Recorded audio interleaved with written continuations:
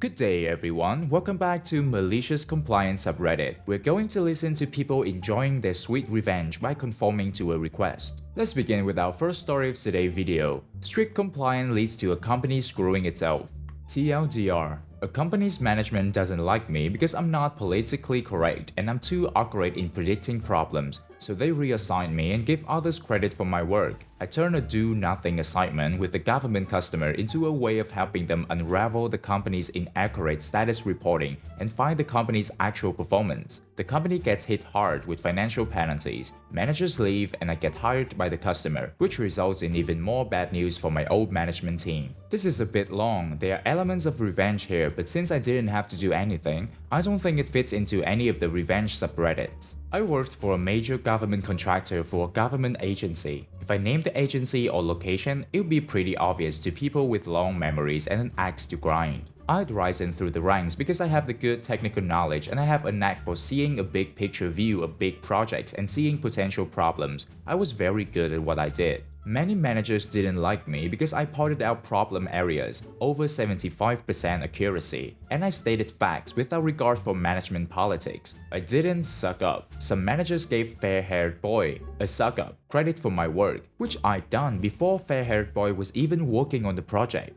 Then they desperately needed my technical expertise on a very large procurement, 8 digits. I wrote most of the technical specifications, identifying risk areas and the consequences of bad procurement decisions. Fair-haired boy dismissed my arguments as no big deal and we can work around that. So management ignored me and ended up buying inadequate equipment. I was reassigned again, and fair-haired boy was given what should have been my job, with promotion and a big raise. My parting gift to the project managers was a detailed memo highlighting every technical problem that I foresaw in that development and how it could be avoided. It was a very long list of nearly 100 watch items, and they ended up hitting almost all of them. As usual, management ignored me. Due to the company rules and a lot of prior excellent personnel performance reviews, management couldn't fire me immediately, but I could tell I was being set up for termination. I was assigned a job to work directly with the customer as a liaison, actually sitting on the customer side. Management figured I'd be an irritant and distract the customer from the company's issues. In the meantime, I keep our company informed about what the customer was saying behind closed doors, and I was supposed to tell the customer what management wanted me to say was happening in the company. Management intended it to be a do-nothing job to keep me out of sight, out of mind. I don't do nothing jobs. I took it seriously, but after a couple of months, management told me,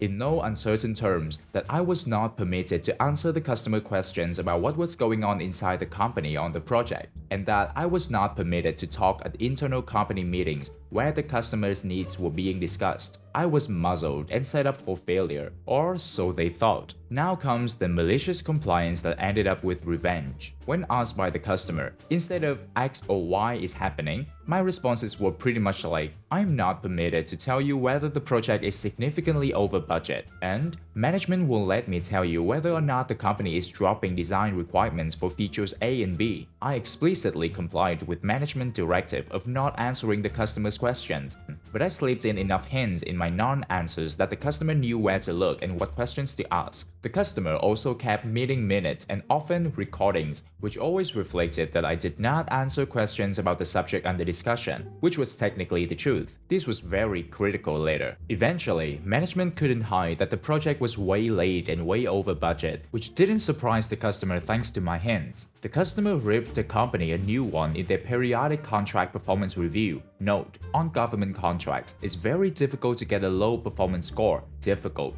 The company got a very low performance score. It was ugly and the company lost a lot of contract bonuses, which would have been a big part of profits and management bonuses. And fair-haired boy was under such stress trying to solve the problems that I warned him about that he had a major heart attack and retired for medical disability at the age of 42. It was a bad heart attack. Naturally, management wanted me to be the scapegoat so they get to fire me, but the customer liked how I worked, and they protected me with very careful language in the performance appraisals that the task I was doing was the only task in the company that was performing effectively and everything else stank to high heaven. Upper management didn't dare fire me or they angered the customer even more than they already had, possibly to the point of having the contract taken away for non-performance. One particularly nasty manager who hated me had to give me a significant pay raise and bonus because of my work. The fallout from the review was bad enough that corporate headquarters did some management shuffling and a few of my antagonists were suddenly gone. The raise and promotion ended up not mattering because the customer hired me directly, working on the same project but the government side. This caused management to crap their pants because I knew all their dirty secrets and tricks.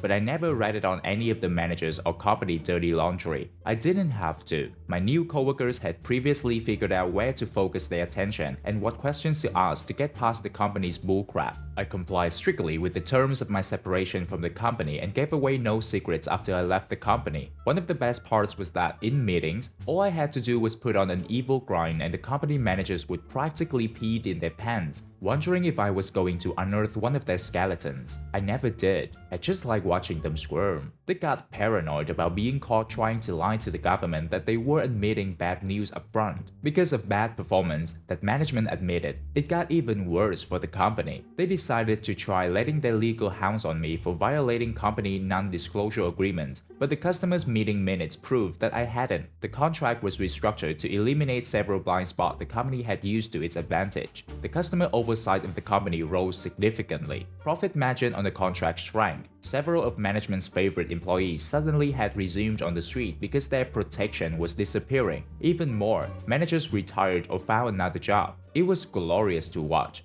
doubly so because I let them do it to themselves. And I was extremely happy in my new job, where I still work now. Guys, as a taxpayer, it bugs me the way some contractors just feel the need to abuse their status as a contractor. As the original poster said, it really is tough to get on the government's bad side once you've already won the contract. But the depths that some contractors will go is insane to me. Government money is the people's money. As a taxpayer and someone who has benefited from taxpayer money, anyone who wastes other people's money is garbage. Moving on to the next story, posted by Take It Easy. Hotel closes in the middle of Tampa Bay? Gotcha, chief. This happened in February of this year. I had to make sure the idiot that I committed malicious compliance to isn't on Reddit. I am now certain he doesn't even know what Reddit is. Some context. My immediate supervisor, let's call him Daryl, is an all-around jerk. Our receptionist, let's call her Betsy, got a massive butt chewing from Daryl one afternoon. Daryl asked Betsy to forward every piece of communication from company XYZ to his mailbox. He had forgotten his cell phone at home and had no way to access his email. This was made clear only after the events that unfolded later that day. We have physical, cubby-style mailboxes that no one, Daryl included, ever used for intra-office or inter-office communication. I have reference books in mind.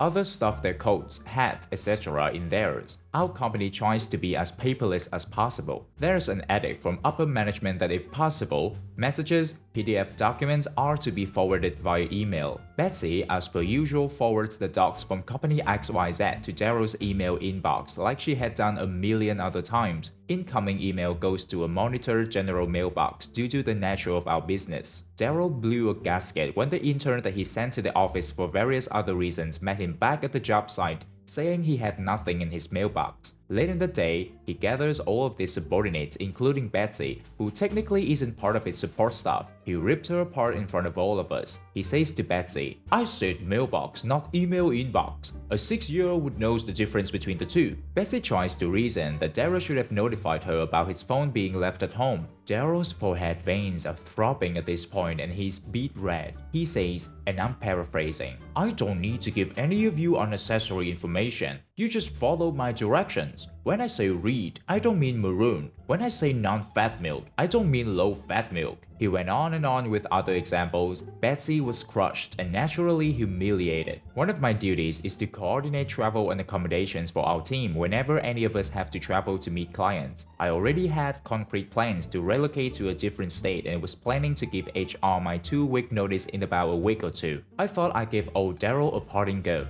Malicious compliance incoming. I overheard him talking on his phone one morning that he's meeting fellow KC Chiefs fans in Tampa to watch the Super Bowl between his Chiefs and the Tampa Bay Buccaneers in Tampa. He scheduled a client visit in Tampa conveniently on the Friday before the Super Bowl. He verbally tells me to book a hotel that's nearest to the middle of Tampa Bay, and he wants his final connecting flight to land in Tampa Bay Airport. I said, "You got it, Chief." I smugly asked, "Do you want your itinerary and confirmation in your mailbox or your email inbox?" He looks at me like I'm something sticky that got stuck at the bottom of his shoes and says, "You saw me talking to someone using my cell phone, didn't you?" Me, "I sure did. So mailbox or email inbox?" Daryl, "Email, for God's sake." He then storms out. The next day, I forward his hotel booking and flight details to his email, mentioning in all caps, "closest to the middle of Tampa Bay." Remember, email is monitored so the higher-ups, legal department and HR has easy access to our paper trail. I asked him to please respond via email that the itinerary is satisfactory to him. I get a response email saying,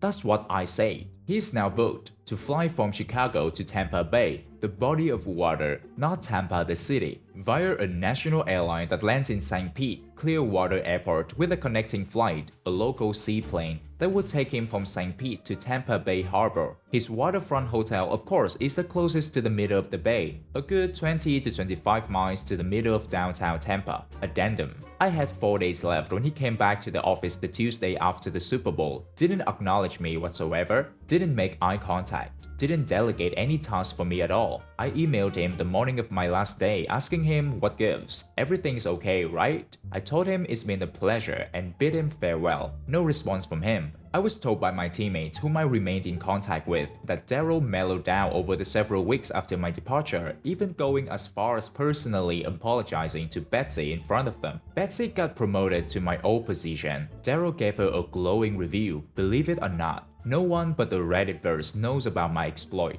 Guys, what's beautiful about this is that this was the only way to follow his directions verbatim. There's no city of Tampa Bay. Now moving on to the last story of today's video, posted by Shitmas Wine Baking. Exactly 1 pound, you say? Sure, I'm a part-time home baker. I took it up while I'm studying from home during the pandemic, and it's a fundraiser for my charity since I can't do my monthly fundraiser bake sales on campus anymore. I'm also the only person selling baked goods in my entire area, so my items are very popular. Specifically, this one particular type of cake I make that people love. The other day, a lady called me and wanted to place an order for 1 pound of this particular cake. She said she had tried it at a friend's house and loved it and wanted it for her niece's birthday. I told her that I used the metric measurements, so my cakes are 500 grams or 1 kilograms. 1 pound is 454 grams. She said she wanted a 1 pound cake. I dropped it because it was more or less the same thing. Important for later, when I had made the cake for her friend, I had run out of my 1 pound cake bases, so I'd used a 2 pound cake base. In my opinion, this made the cake look smaller, but someone else might think that the cake was bigger. Edit. To clear up some confusion, cake base is the cardboard on top of which you put the cake. I used 2 sizes, a 9-inch diameter base for my small cakes, 500 grams, and a 12-inch diameter base for the big cakes, 1 kilogram. When the lady's friends ordered, I had run out of the smaller base, so I used the 12-inch base for the 500-gram cake. After I took the order and quoted the price to her, she started giving me more instructions. The birthday girl is 16, so decorate it according to a 16-year-old girl. I know, super vague. Add XYZ stuff to it. Write 4 different things on the cake. I explained to her that all this is not included in the base price and the kind of topping she wanted would make it a lot heavier and pricier. She said, "Make it a 1 pound cake for the 1 pound cake price." Okay, I get the hint. You want a 1 pound cake with those specific customizations, so I made it just that. Removed some of the ganache, made thinner layers so I could incorporate her additions, and still kept it at exactly 454 grams, no more, no less. The lady came to pick it up and she went ballistic because I was trying to rob her in the name of charity. And the cake I made was in no way 1 pound because her friend's cake was bigger. I tried explaining to her why her friend's cake might have looked bigger and that this cake was exactly 1 pound as she wanted. She refused to listen and was starting to create a huge scene. Said she wanted a refund. So I brought my weighing scale out and weighed the cake out in front of her. 454 grams exactly. The lady saw and went, I was right. You're trying to cheat me. It's 50 grams less. I said no, it's exactly 1 pound like you wanted. I opened up Google Converter and showed her that 1 pound is 454 grams, not 500. I opened WhatsApp and showed her the message where I told her I make 500 gram standard cakes and she said she doesn't care, she wants 1 pound. She was a bit gobsmacked and said I should have had some professional courtesy and made it 500 grams and I'm trying to cheat her, and I had it with her. I told her, "Ma'am, You wanted exactly 1 pound cake. You said it to me 4 times. So you can take this exactly 1 pound cake, or you can take your refund and leave. I can find other people who would want to buy a 1 pound cake. She took a 1 pound cake and left, saying she would never buy anything from me again and make sure to let others know too. Later, her niece followed my page on Instagram and dropped me a message apologizing for her aunt, said it was the best cake she had ever had and she will surely tell everyone about my bakery. Well, the same old, "You're cheating me by giving me exactly what I demanded" routine. Gotta stand open mouth in awe of the stupidity of some people. And that brings me to the end of our video today. Hope you reach your orgasm with rKush. Good day, everyone.